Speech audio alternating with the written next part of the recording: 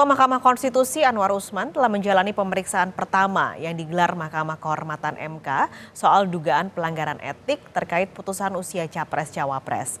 Majelis Kehormatan MK memastikan putusan atas laporan dugaan etik terhadap Ketua MK akan disampaikan pada 7 November 2023. Keputusan MK soal batas usia Capres-Cawapres berbuntut panjang.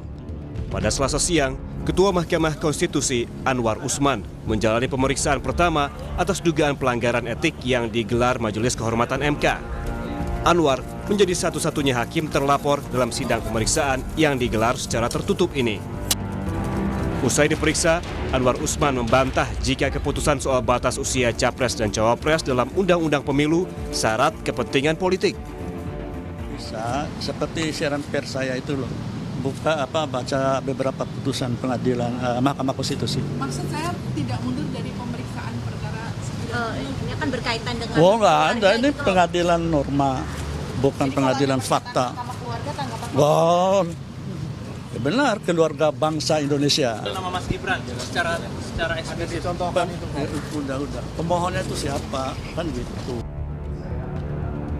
Majelis Kehormatan MK memastikan putusan atas laporan dugaan etik terhadap Ketua MK Anwar Usman akan disampaikan pada 7 November 2023. Dalam sidang pendahuluan Majelis Kehormatan MK di hadapan para pelapor, Ketua MK Jimli Asidiki beralasan putusan harus keluar sehari sebelum jadwal penggantian pasangan bakal calon presiden dan wakil presiden yang ditetapkan Komisi Pemilihan Umum.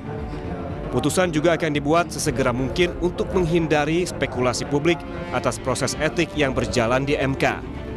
Oleh karena itu, sidang dengan memeriksa pemohon dan termohon serta hakim konstitusi akan dituntaskan dalam pekan ini. Jadwalnya itu tanggal 8 itu hari terakhir untuk pergantian capres paslon. Soal putusan belakangan, tapi yang penting dimungkinkan putusan MK ini sebelum tanggal 8. Kita ngebut ini putusan insya Allah tanggal 7, ya kan? Nah, jadi cuma 8 hari ini. Juru bicara Tim Pemenangan Nasional TPN Ganjar Pranowo Mahfud MD Tama S. Langkun meminta Majelis Kehormatan MK dapat bersikap tegas pada Ketua MK Anwar Usman jika memang terbukti ada pelanggaran etik. TPN meminta agar Majelis Kehormatan MK dapat tegak lurus kepada konstitusi dan bukan pada kekuatan kekuasaan. Kita berharap MK tegak lurus kepada konstitusi, kepada hukum, bukan kepada kekuatan kekuasaan. Itu yang paling penting. Sanksi yang tegas apabila terbukti melanggar etik. Karena kita butuh MK, tidak hanya hari ini, kita butuh MK sampai kapanpun. Di sisi lain, anggota fraksi PDI Perjuangan DPR RI, Masinton Pasaribu, mengusulkan hak angket terkait putusan Mahkamah Konstitusi soal batas usia Capres-Cawapres. Ia memuluskan jalan Gibran Rakabuming Raka jadi bacawa pres Prabowo. Masinton menilai putusan MK menginjak-injak konstitusi karena prosesnya tak sesuai dan mengancam demokrasi. Yang kita lihat, putusan MK bukan lagi berdasar dan berlandas atas kepentingan konstitusi. Putusan MK itu lebih pada putusan kaum tirani, saudara-saudara. Maka kita harus mengajak secara sadar dan kita harus sadarkan bahwa konstitusi kita sedang diinjak-injak.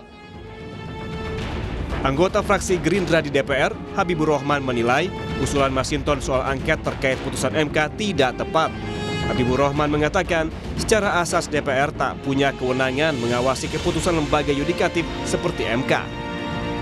Asas yang namanya legislatif ini tidak memiliki kewenangan untuk mengawasi dalam konteks teknis keputusan lembaga legislatif seperti putusan Mahkamah Konstitusi, ya. Jadi hak angket itu kan ditujukan terhadap kebijakan pemerintah yang dianggap melanggar ketentuan dan berdampak besar di masyarakat.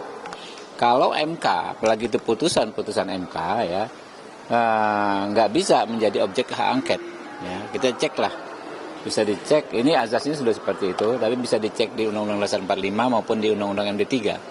Objek hak angket itu kebijakan pemerintah. Jadi kan mesti dipahami dalam konteks stres politika kan, hubungan antara... Usulan hak angket yang diajukan politisi PD Perjuangan Masinton Pasaribu merupakan hak konstitusional yang dimilikinya sebagai anggota dewan. Tetapi perlu dilihat, apakah usulan itu akan mendapatkan dukungan dari anggota dewan lainnya atau tidak dalam beberapa waktu mendatang? Kita tunggu saja. Tim Liputan, Kompas TV.